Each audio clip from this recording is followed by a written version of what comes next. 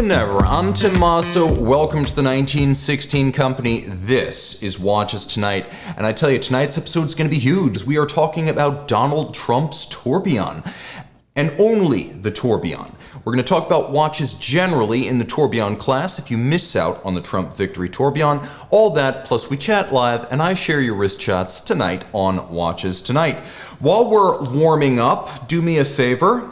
Open up my Instagram at Tim_Mosso. Over 3,000 1-minute watch reviews. You can literally daisy chain them and binge watch my Instagram all night. Plus a little bit of an occasional insight into the world of Tim Mosso, just to remind you that it is a personal page. Viewer wrist shots number 1, guys, jumping straight in. Jeff S. with his H. Moser & C Pioneer Tourbillon.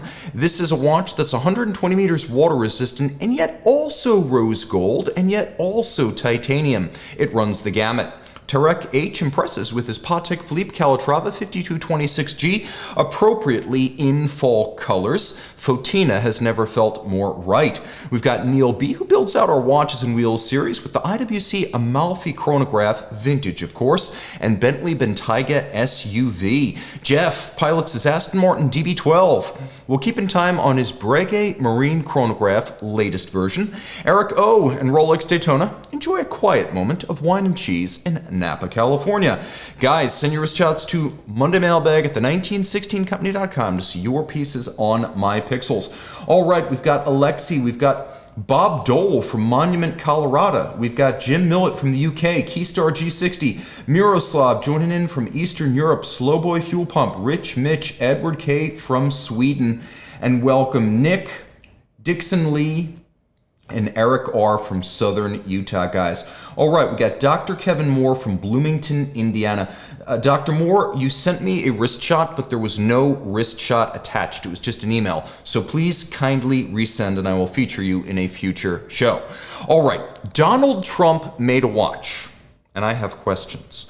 So this has been an election year like no other in the United States, and we're not here to discuss that, not even to moot it. Instead, what caught my eye was the arrival of the most interesting micro brand of the year, and possibly the most unlikely. This is probably the most publicized watch, at least in mainstream media, since Paul Newman's Rolex Daytona went to auction. And since this is a slow time of the year for watch debuts, let's dig into some of the only meat that we've got on the bone, so to speak. So, a little less than 2 weeks ago, U.S. Republican presidential nominee Donald Trump launched not one, but 2 watch collections. One, starting at $499, is a classical micro-brand option with the Seiko movement, but the other, and perhaps more interesting, is a full-blown $100,000 Swiss luxury tourbillon along the lines of the stuff that I usually sell. We're going to attack that one. Now, we've had executive adjacent watches before, ranging from many models personally owned by presidents to the Vulcain Cricket alarm watch that's putatively been offered to presidents through decades continuously. But this time feels a little bit different. Immediately, I had questions about the big piece, the Trump Victory Tourbillon that you see right there. I've done all the research, so you don't have to. So let's check out the facts, and then I'll review the watch as best I can from a distance, sight unseen. So, first, where did this come from? The most obvious answer is to start with the movement itself, which is the heartbeat of every mechanical watch. So here's the case back of the Trump Victory Tourbillon. Take a good look at that. Now note its similarity to the BCP tourbillon caliber that is offered broadly across the industry. Bridges, plates, train jewels, geometry, everything lines up perfectly. There is some nominal skeletonization and nickel anthracite coating on this Delma variant, but we're definitely looking at the same caliber here. Now, BCP is a La Chaux-de-Fonds-based outfit by former Sellita, Renault Papi, and Valfleurier constructor Olivier Maury. He has many clients in the affordable-ish tourbillon segment, and although he does not have a lot of followers on his Instagram page, his book of business is colossal.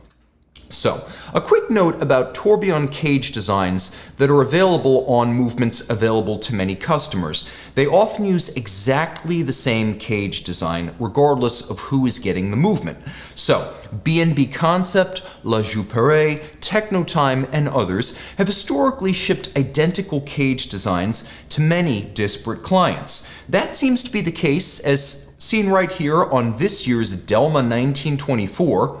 Let's go back to that movement close-up. You can see how the tourbillon cage, next shot. You can see how the tourbillon cage is shaped right there. Okay, get a good mental picture of that. The Delma in steel has a price of $9,900 if you get it pre-order, or $13,900 if you buy it MSRP after launch. Now here is the Louis Erard Alain Silberstein Regulator Tourbillon. There you go, same tourbillon carriage and bridge design. Clearly an heir de famille across these different models, and there's a reason for that. It's also here too for $7,200. Now the bridge design's been changed a little bit, but you can see that the cage design itself is exactly the same. Let's go back to that Delma. Okay, now this is the Victory Tourbillon implementation. And while it's been dressed up, it's clearly a match. Now, if I can be constructively critical here, it would have been nice to glue the tourbillon carriage screws down to their slots. See how the carriage screws are only partially blued and then the bridge screws are nicely blued all the way? You can also see that they're different shades. I'm willing to bet that these are actually blued by a different process, with the tourbillon carriage screws almost certainly by some sort of chemical dip. Again, I just think it would have been nice aesthetically if these had matched. Still unclear, as of this airing, is exactly who is responsible for the établissage of this watch. That is to say, the final, well, casing up, assembly, finish, and regulation. If Mori is making the movement, who's making the watch? Now, it could be that it's him through one of his businesses. It could also be that his former employer, Sellita, has something to do with this, because Sellita, unknowns to many, will in fact build a full watch from the movement up. They're not just a movement supplier anymore. They will contract build an entire watch to your specs. That said, we really don't know. We do know the tech specs because the BCP caliber is fairly well known, and right on the Trump Watches page, you could see that there are quite a few of them, and they are respectable on many counts. The movement is large and nicely sized for a big sports style watch. The power reserve of 105 hours is pretty credible for a tourbillon. And my goodness, there's a metric there that I've never mentioned in 10,000 watches reviewed. Mainspring torque, deep cut Trump watches. I did not expect that. Okay, that said, conventional information like, say, case size and water resistance, not offered. They do advise the owners to simply keep the watch away from water, which is a little bit ominous. Considering that it sort of looks like a Submariner tourbillon, I'm surprised that the water resistance is so, well, slight. Also unsaid is whether this dive watch style knurled bezel actually turns, which wouldn't make a whole lot of sense since it's diamonds all the way around and there's no index, but then again, not a lot about this watch actually makes sense, so to be continued on that front. Now this tourbillon, as we know from other BCP powered watches, is capable of keeping really good time. But no level of adjustment or testing is specified in this application, so if you get your Trump Victory tourbillon and you don't think it's keeping good time, I'm not sure you have a basis for actioning the 2-year warranty, assuming you just don't like the way it's keeping time. So to be continued on that front. And will there be proper reference numbers if a year or two from now we want to surf Chrono24 or eBay to try to find one of these things? Also unknown. Okay, second big question is, what is the manufacturer's cost for actually building this? So given $100,000 at retail, and that's true regardless of whether you get rose or yellow gold, what does it actually cost to make? And I think surprisingly, this is where the Trump Victory Tourbillon actually starts to make relative sense compared to a number of 5- and 6-figure Swiss watches that cost 15, 10, or even fewer % of their MSRP to make. So I've seen a few guesses online about what this costs, and to be perfectly honest, anything below $20,000 and certainly below $10,000 seems more like a value judgment and than a valuation, if you catch my drift there. So, let's start with the brand's claim that there is roughly 200 grams of gold in this watch and that it's 18 karat. Well, it seems to me that there's no way they're getting out of that, because this is not 24 karat gold, but it's also not 9 karat, not 7 karat. So let's say it's somewhere between $12,000 and $15,000. Now, let's say you're in the market for something different. You enjoy the pre-2014 GMT+3 Ulysse Nardin aesthetic, and you're a man comfortable with a large amount of diamonds on your wrist. I'm not an expert in gems, so I have no basis for valuing the 122 claimed VS1 grade diamonds specified by the Trump watch's brand. Now, fortunately, Daniel Miller, writing in the Los Angeles Times on October 1st, cites gem expert Jeremy Auslander from Roxbury Jewelry, who estimates that the Victory Tourbillon has about 1.25 carats worth of diamonds, somewhere around $3,000. Okay, let's add that to the $12,000 to $15,000 worth of gold. Now, add the partially Swiss-made movement.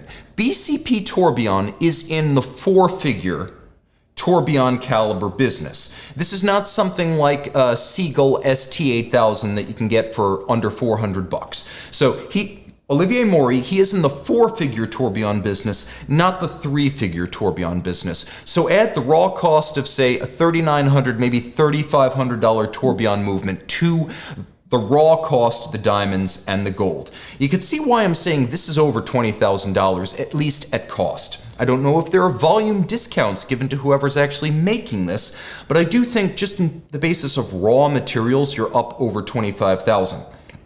Now, add the actual fabrication. Someone has to make the full gold bracelet. Someone has to stamp or machine this case, and it will be stamped or machined. Somebody has to make the dial. Someone has to make parts like hands and clasps. All of these pieces have to be put together, and presumably some level of regulation is going to be applied, which is why I think it's not hard to imagine $25,000 actually being spent here. But remember, the biggest portion of that is going to be the movement, the diamonds, the case, and the bracelet, or at least the raw material. Now, more constructive criticism, this bracelet feels very 1995 Breitling. Take a quick look at that. A stamped clasp, straight through drillings for the spring bar, and some sort of a clumsy clamshell. Honestly, it looks like something that could be on like a 2000s Tag Heuer or a 1990s Breitling or Tudor. And I feel like this is the worst part of the watch. If you buy the Victory Tourbillon, I highly suggest you recommend they throw in some sort of black or brown alligator leather strap. It will look a million times better. Okay, now about the purchase experience. I can't really say anything because there's only been one photo of this watch in existence. We don't know if it was functional, and it's in the hands of Donald Trump, and he has not been forthcoming with details.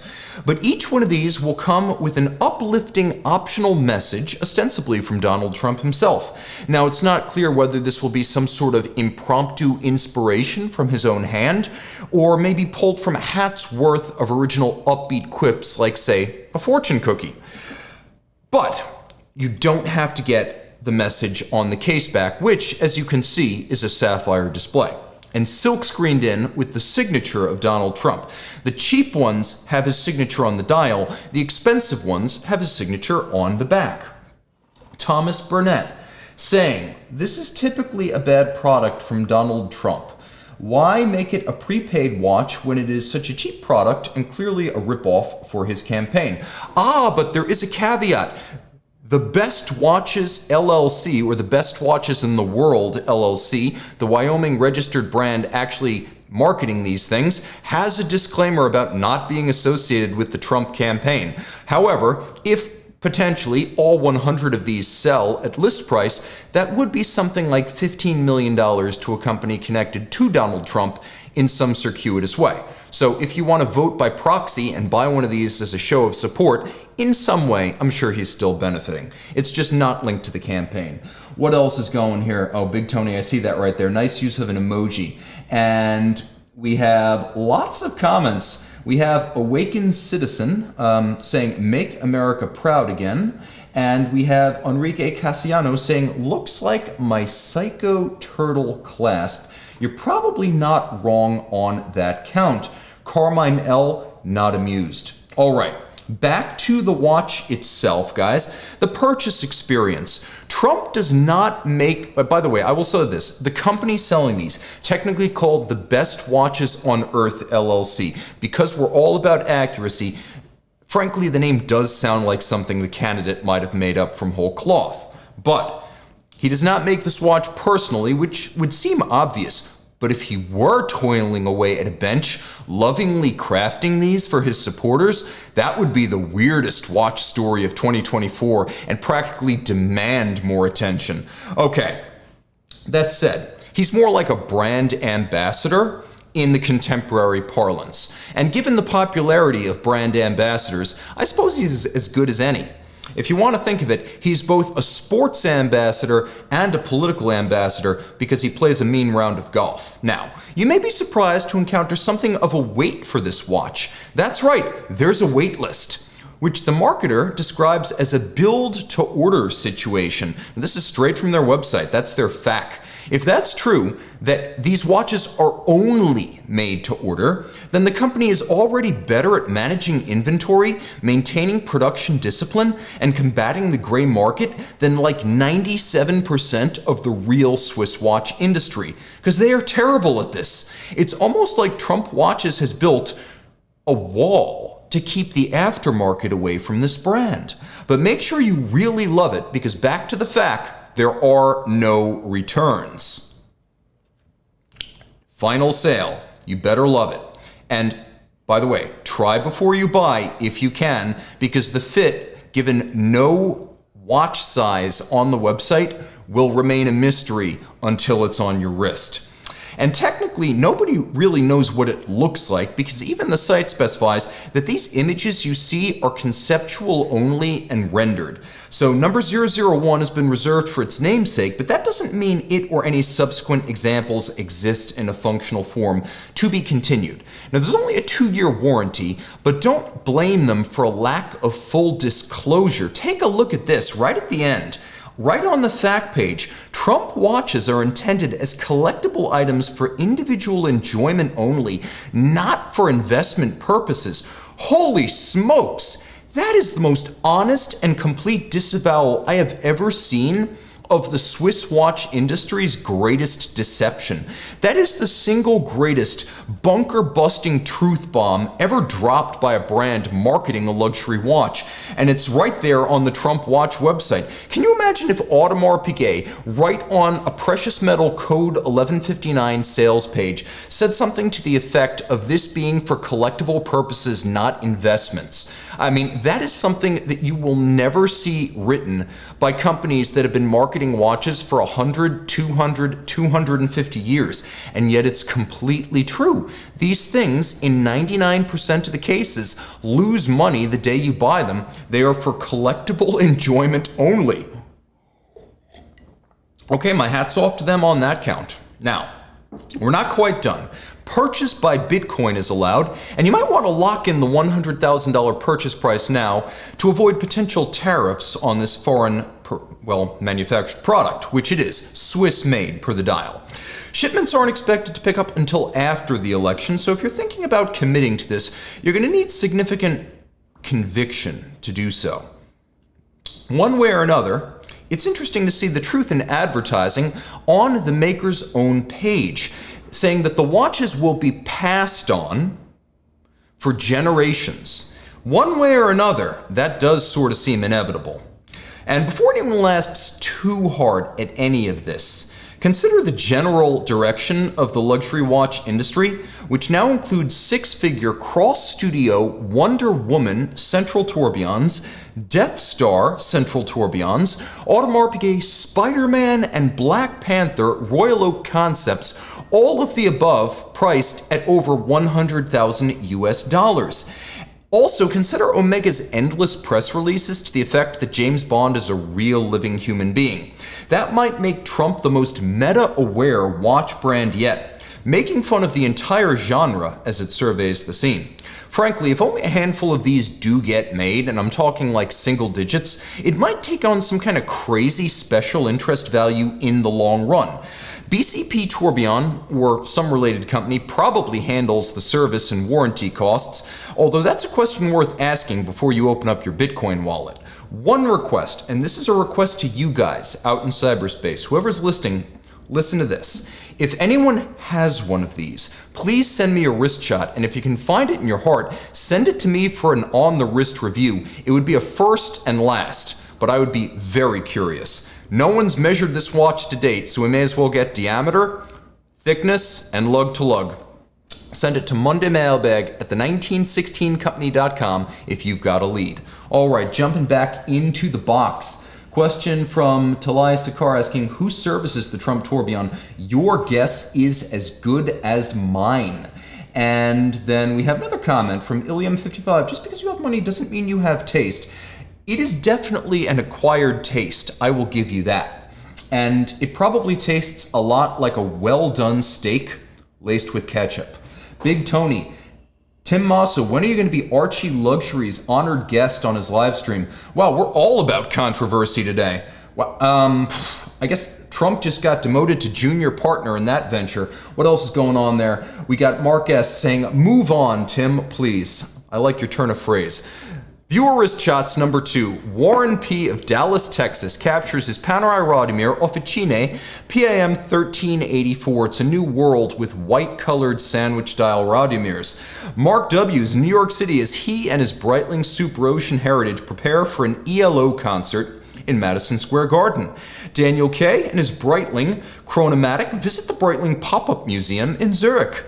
Janne O of Finland combines a shot of his Tag Heuer Monza and Ford Fiesta ST. Darth Muppet features an actual Muppet with his Oris ProPilot X Kermit.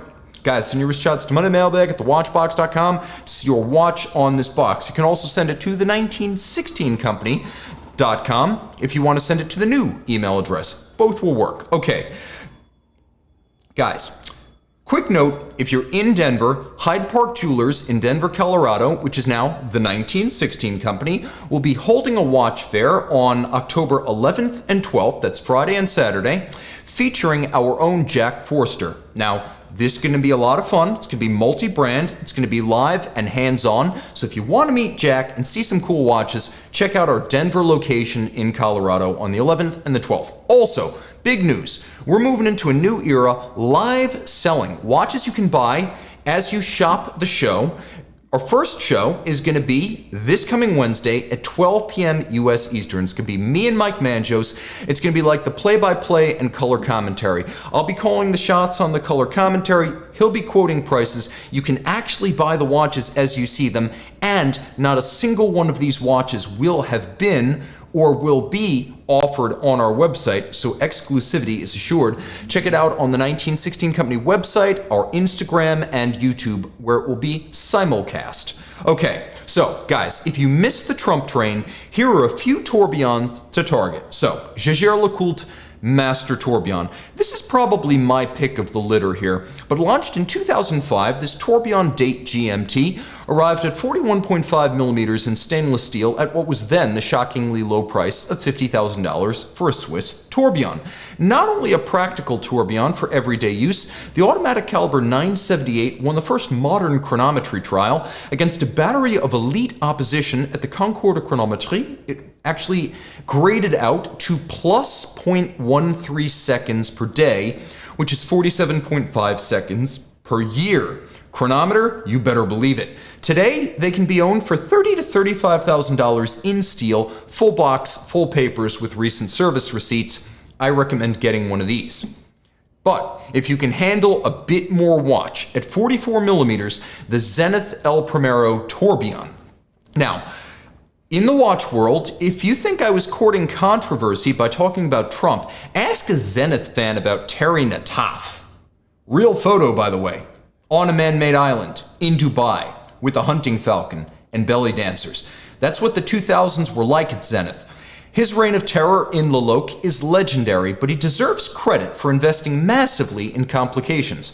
The 2010 El Primero Tourbillon chronograph wore the detox traditionalist style of new Zenith chief Jean-Frédéric Dufour, but its movement was the fruit of Nataf's efforts and investment. So credit where credit is due. 44 millimeters with a brilliant coaxial tourbillon date, the 5 Hz El Primero automatic caliber gives you plenty to love in a 100-meter water-resistant case.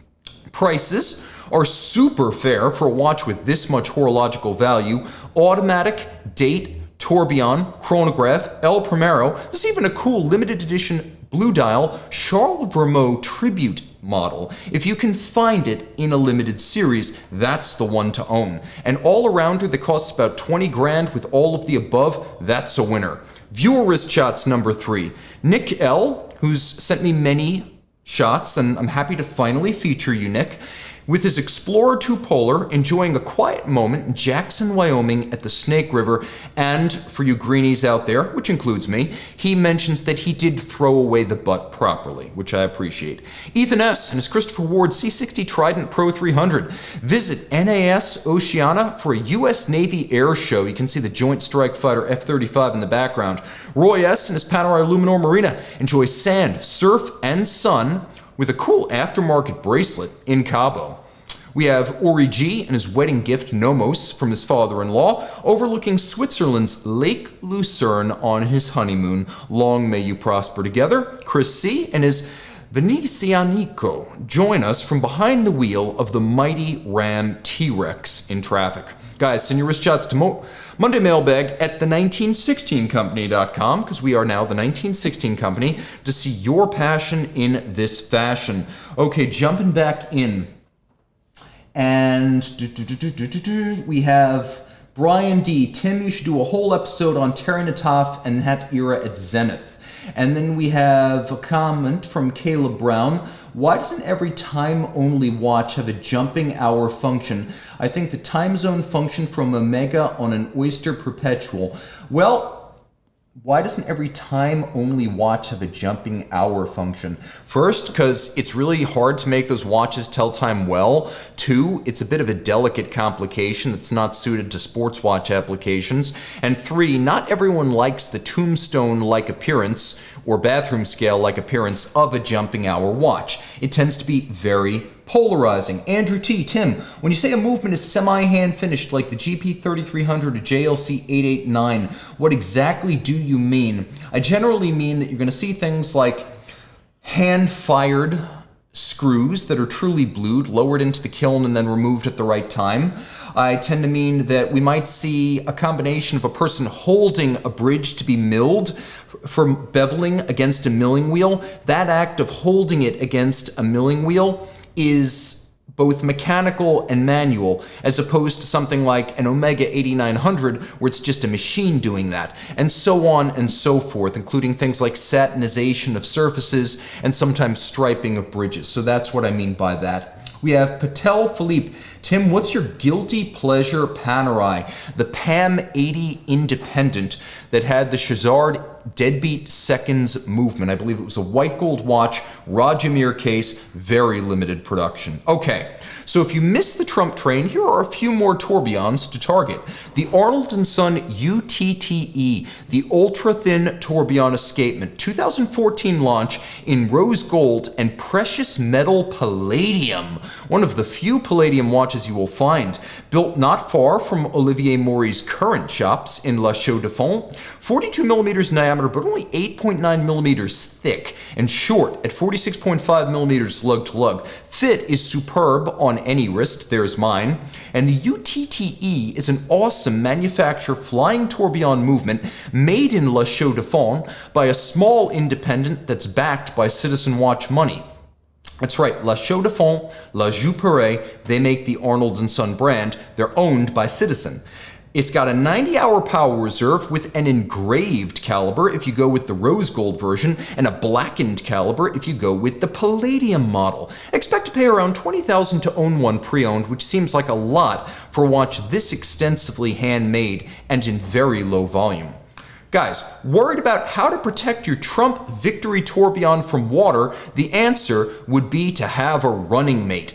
Try the 2009 100-piece limited edition Glashütte Original Sport Evolution Impact Tourbillon. Now, at 46 millimeters with a flying tourbillon and shock protected in a steel case, this golf-proof German Panzer out-trumps the Trump watch. It's also 100 meters water-resistant and thus perfect for South Florida beaches. With a case that's huge, remember to wear sunblock or it might put a tariff on your tan line.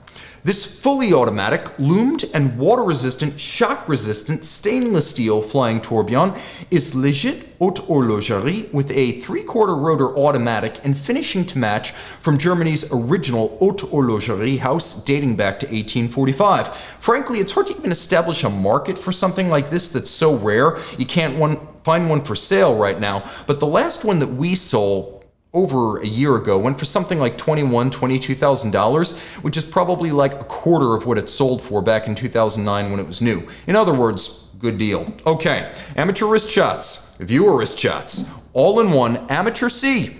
And as IWC Pilot's Watch chronograph AMG F1 joins with Mansouri cars, and because I know you're wondering, that F8XX looks like this. Hot stuff. Łukasz D and his Omega Speedmaster 1948 re-edition center second join us from sunny Poland.